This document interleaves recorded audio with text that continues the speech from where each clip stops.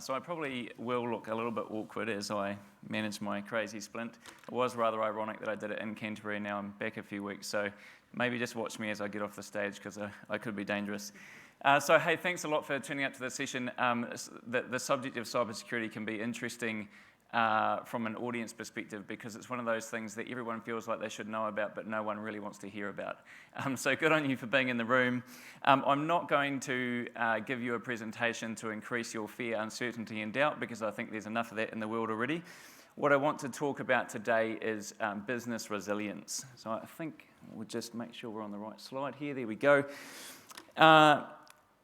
And I'm going to talk about taking a security maturity journey in changing our perspective through the use of zero trust, or the principles of zero trust.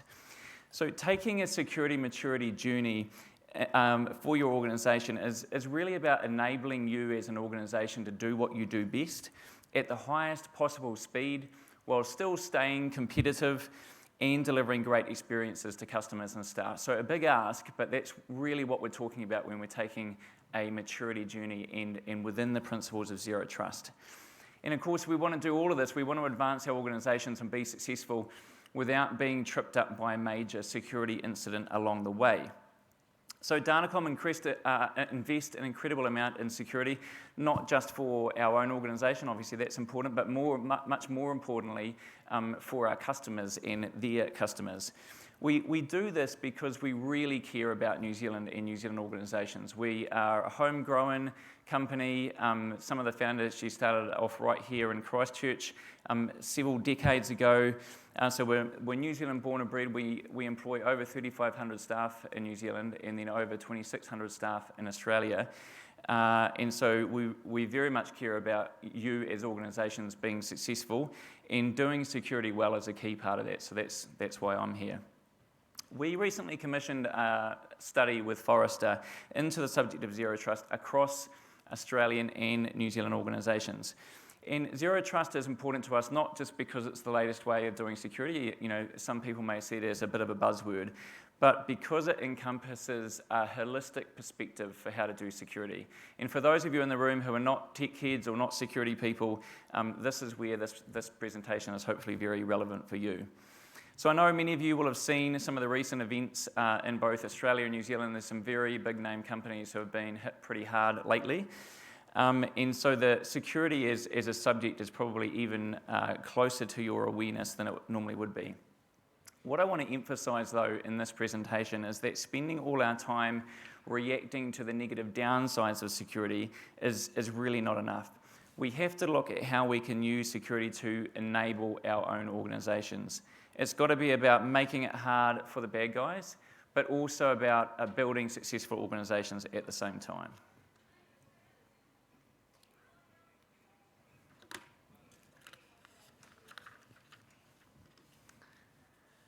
So the reason I talk about building better organisations is because what we see more and more is that the organisations require a mindset shift in order to achieve cybersecurity business resilience, and I'll explain a bit about what that is. So this is not about the same old verbiage about ensuring our staff get good training and talking enough about cybersecurity. That's important, but it's not enough. This is about properly baking cybersecurity into the way that we run our businesses, both from an IT and a business perspective within our organisations. And we know this because when we look at the breaches that we've seen recently in the media, and we look at our own security intelligence that we collect from around the world, we continue to see organisations not having achieved what I would personally call table stakes. They're not at the table yet in terms of foundational cybersecurity. They don't yet have those foundations in place that will mean that they can sufficiently reduce the risk of being breached and mitigate the fallout when they are breached. It is very clear to us that it is not those organisations that necessarily spend the most on cybersecurity or have the flashiest tools for that matter, but those organisations who consistently bake security into the way that they do business. Consistency is far more important than buying just another security tool. Consistency requires an overall mindset shift in how we actually talk about security within our organisations. And this is partly why the zero trust approach is really useful. It's because it's a way of thinking, it's a perspective rather than just a solution. I think for the last couple of decades when we've talked about security in its different forms, very often it's devolved into a discussion about solution, and the solution is really just part of that puzzle. The mindset shift is encompassed in the name Zero Trust. We don't trust anything. Everything and everyone has to verify all the time. And we might trust our staff, and that's great, and we should. That's the speed of doing business. But what we can't trust is how we transact within those businesses, because we know that's exactly what the bad guys are leveraging. So this is how we need to think about security moving forward. And I'll give you my definition of Zero Trust, or how I think about it, just to lay a bit of a groundwork. So when I think about Zero Trust, I say no transaction, machine, or human is trusted at any point of time until tested. Every time the action or the context changes, the actor is tested again. Hence why we call it Zero Trust. Because we assume that every actor is never trusted. And if we want to achieve true Zero Trust, we also assume that every action is untrusted, even if the actor is trusted. So assume actions are actorless, and that all actions need testing. So this is the perspective or the lens that we actually have to be looking at our organisations through, and not just our IT, because it can't just be about technology.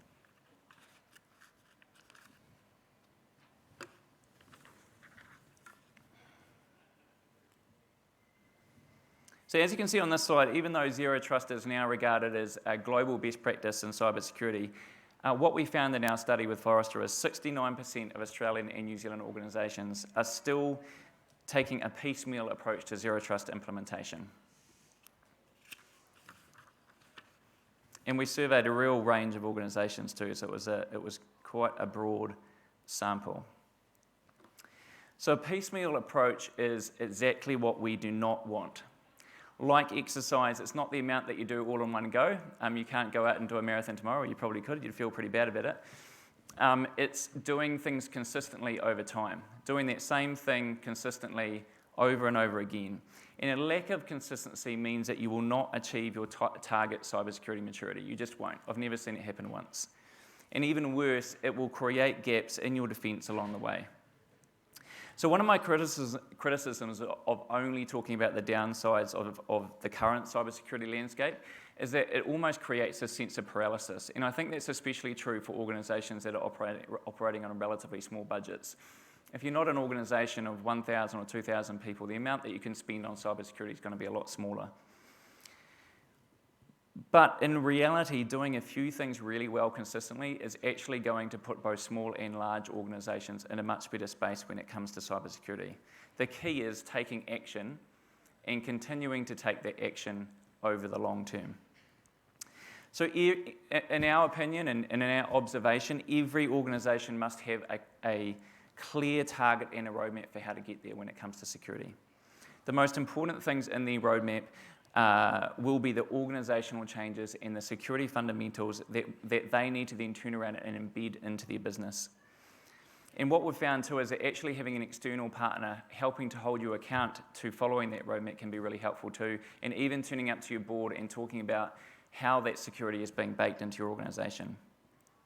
So although we're talking about having a clear target and a roadmap for how to get there, the journey doesn't stop when the target is reached. And so part of having this kind of security in place is the ongoing assurance that we need about whether your organisation's actually living up to the security ideals that you have decided for your organisation. So what we don't do when we go out and we do business in the everyday world is we don't stop doing things just because we've finished a project or finished a way of working. And a great example of this is health and safety. So if we've finished a building project, we don't suddenly stop our health and safety programs. But ironically, what we see with cybersecurity is that we'll do a big effort and then we stop. And this is what I mean about consistency in a mindset shift, is that we've got to believe that this is now part of our businesses, just like we've adopted health and safety over the last few decades. The roadmap will be different for every organisation, and this is partly, of course, because the prioritisation of activity within that roadmap will be most relevant to whatever context of organisation that you're running. But what I wanted to do in this presentation is just list a few of the common things that we see are fundamental to an organisational roadmap. And as I say, these will change from organisation to organisation. So get your pens ready if this is something that's relevant to you, if you don't already have a roadmap. So number one, improve onboarding and offboarding staff to help reduce identity risk. And we've really seen this one play out over the last couple of months in some of these big breaches. Aggressively and continually address system vulnerabilities, particularly in externally facing systems. Implement a permanent phishing testing regime for staff. Phishing training is not enough. Create minimum standards of production deployment of infrastructure and software and test against those standards. Implement multi-factor authentication everywhere, always, without exception, please. Deploy a managed and monitored endpoint detection and response solution on all your endpoints and in the cloud. Configure auto-block on your endpoint protection solution. Segment your network to reduce the lateral movement of attackers. And deploy a secure remote working solution. Now, none of these are probably new to many of you, but from organisation to organisation that we go, we don't see these consistently applied. And these are the sort of things that we put into a roadmap and deliver within organisations over time, and that you can then test against after they've been implemented. But as you'll see with those, even though they can sound quite techy, they require people, process, and technology change. Even when technology is part of the answer, it doesn't necessarily mean that you need brand new tools. It can often just mean you need to better leverage the tools that you've got. The organisational and process and culture changes are often the most important in these changes though. For instance, onboarding and offboarding staff and the process and the tools around that are not going to mean much if people can opt out of those, but they'll mean a lot for you avoiding and reducing your security risk. Almost every organisation we've worked with has expired users sitting in their directories. So I'm always a little bit cynical when someone tells me that they've got this part of their organisation totally sorted, because it certainly doesn't come out in the evidence. So that importance of taking a whole of organisation approach, the people, the process, and the technology, really can't be understated. And the difficulty of organisational change did come out again and again when we did our Zero Trust research with Forrester.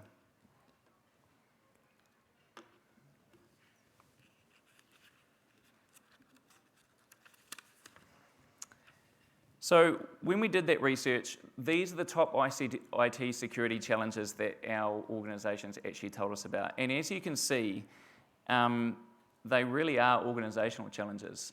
There's not a whole lot of tech in there, and these insights came from right across Australia and New Zealand. A few things to note, and I don't want to use up all our time because I'd far rather you ask me questions about these. The changing nature of the security landscape. Now, you might have already heard people talk about this, so I'll just mention a couple of really key things. One of the things that's particularly concerning is that on average now, the lateral movement of an attacker once they're in the system, and they can get into the system as easy as having a credential that worked, is now under 2 minutes. So once they're in, they move within 2 minutes. So a lot of what I'm telling you today is on the premise that we have to stop attackers once they're in, not just stop attackers from getting in. The other thing that we've seen a lot of on the security landscape, and again, it's very much come out in the last couple of months, is the valid use of credentials, identities, to get into these organisations. So identity security is one of our biggest priorities at the moment because we're really seeing that leveraged a lot at the moment. Ransomware attacks certainly haven't gone away. If anyone's been following this, they seem to only be increasing in the impact of those attacks. But again, the response to the threat of ransomware is much more than just security. It is about business resilience. Compliance and legislation. So probably one of the most interesting observations we've made over the last year or two is that the actual values of companies are being either positively or negatively impacted by their ability to be security compliant. And that will come out in things like mergers and acquisitions, the ability to take out insurance, and also your ability to partner with other organisations, whether that be as a supplier or simply as a provider in providing services, a partner in providing services. The other thing that's probably of no surprise to anyone is that we very much expect the legislation to get tougher and stricter and the penalties to go up. We've seen this happen in Australia already. It wasn't that long ago that they implemented their $100,000 fine for a privacy breach. They've now implemented SOC 2, which is for critical infrastructure, and the penalties around that will be severe from what we can see. So be ready for this. Investment now could certainly mean a lot less pain later when it comes to compliance and legislation. I'm sure almost everyone in this room has experienced a skills shortage. There's a little bit of a silver lining there. We have seen the heat come off it a little bit, even in cybersecurity recently. Look, our advice there is to partner well. Don't try and do all this yourself. It's too hard. Get together with some of your other like-minded organisations. Get together with people that know this stuff and make your lives a little bit easier. And then finally, data stewardship. Now, this is an absolutely classic example of something that's really not a technology problem, but has certainly been a huge issue for organisations around the globe. This is something that you need to solve as an organisation. Time and again, we talk to organisations that really have no idea how their data is accessed, where it is, where it should be, et cetera, et cetera. So this is something that you can solve as an organisation and can significantly reduce your risk. One of the most interesting things we saw out of the Optus breach in Australia is that a lot of the data that was stolen should have never been stored in the first place. So if that data hadn't been stored, it couldn't have been stolen. And as yet, I haven't talked to a single organisation that's really nailed data stewardship. It's a difficult thing to do. Happy to answer more questions on these landscape changes later too.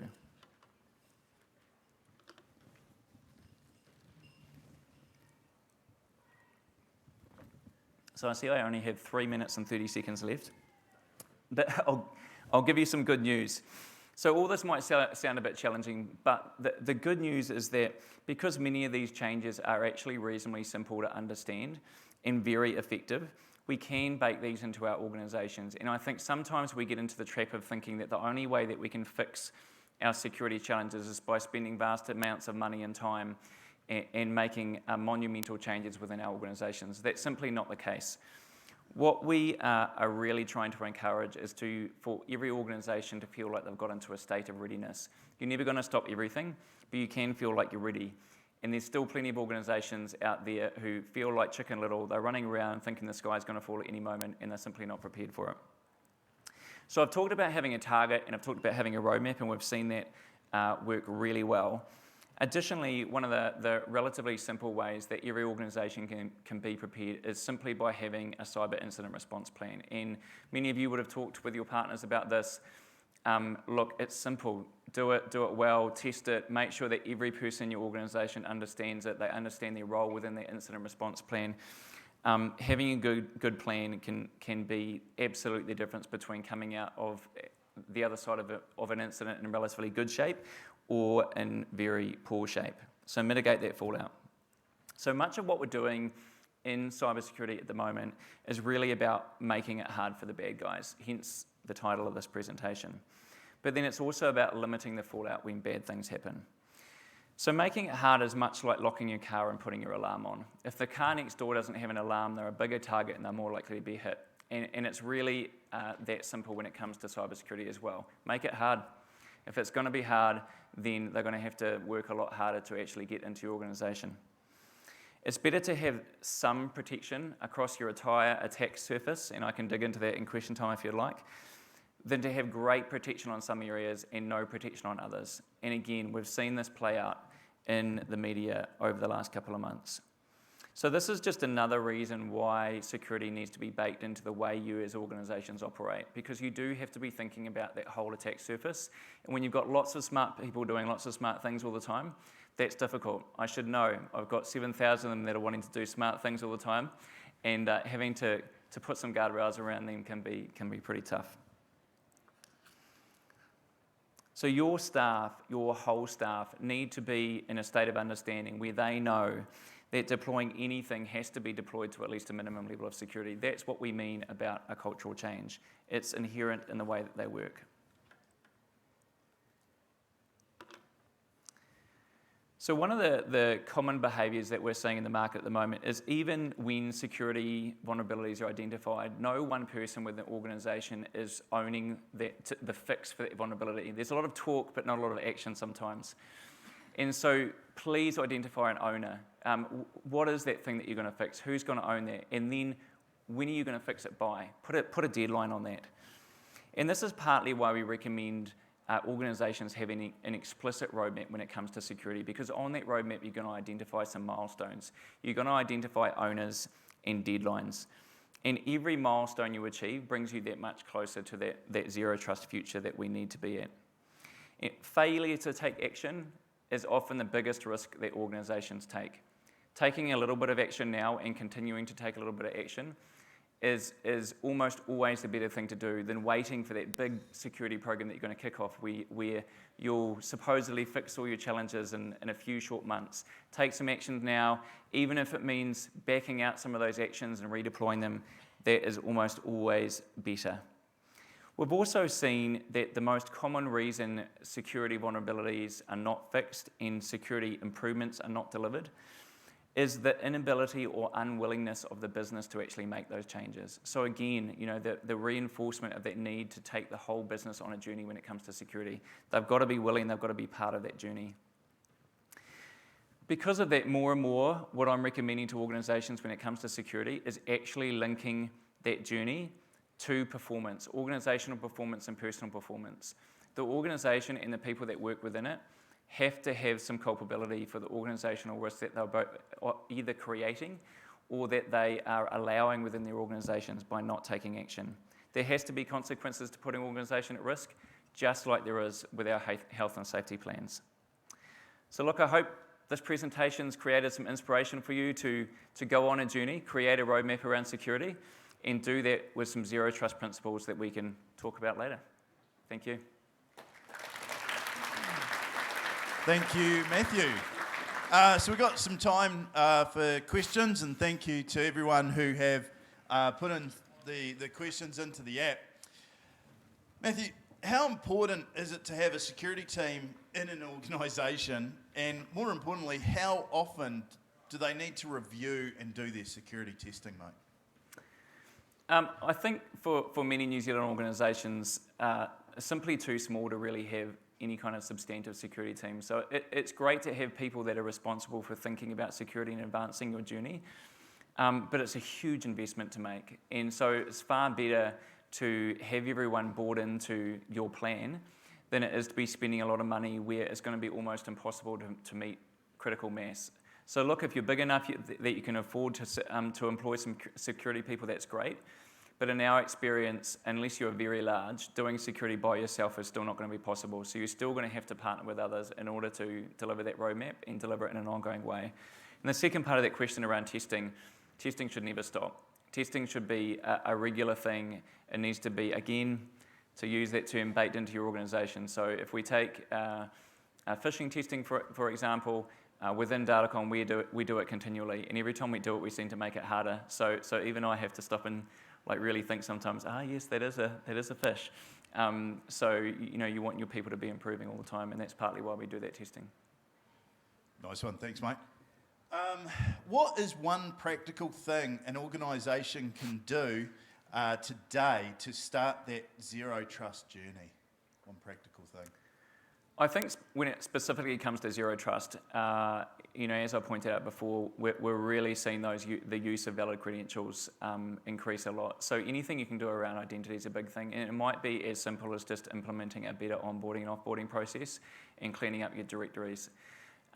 The other thing that I tend to talk to organisations a lot is really throwing out some of those old tools, which you're still paying for because they're usually on some kind of annual licence, and putting in a market-leading endpoint detection and response tool. And yes, that is a technology solution. Yes, there are some business change aspects that go with that. But the reason I recommend it is because we have blocked a lot of attacks by having that tool in place. So it just gets results, and results are good. Nice, thank you. How do you strike the right balance between investing and over-investing? That question has gone. Okay. So how do you strike the balance between investing and over-investing in terms of security? I think the proliferation of tools within an organisation is a pretty good sign that you're probably investing in the wrong things, because often when we see that proliferation of tools, the actual business change hasn't necessarily kept up with that anyway. And probably better to save a bit of money on yet another tool and consolidate onto some really good market-leading tools and spend that money on business change anyway. In saying that, I think the only people that would even come close to over-investing in security that I've seen within New Zealand are the banks, and even they don't get it right every time. So as a rule, organisations in New Zealand spend a very small part of their IT budget or their overall business change budget on security, and relative to the rest of the world, that is, again, very small. Some organisations around the world are spending upwards of 30% plus of their IT budget on security. Most New Zealand organisations are lucky if they spend 10. Nice. Look, thank you again, mate, for the session. You know, it's so timely in the state of, both industry, society, and all that kind of stuff. There is a wee box of fudge under there. Lovely. I'm happy to get it for you. You've only got one hand. Brilliant. You've done it. Alrighty. One-handed. So thank you very much to Matthew. Thank you. Cheers, mate. Fantastic. Alrighty, we have a video to play. If we can play that, please. Thank you very much to our gold sponsor, Shuttle Rock, who empower marketers to create without compromise, I might add, delivering world-class digital creative stuff that drives marketing impact faster and easier than ever before. Away we go.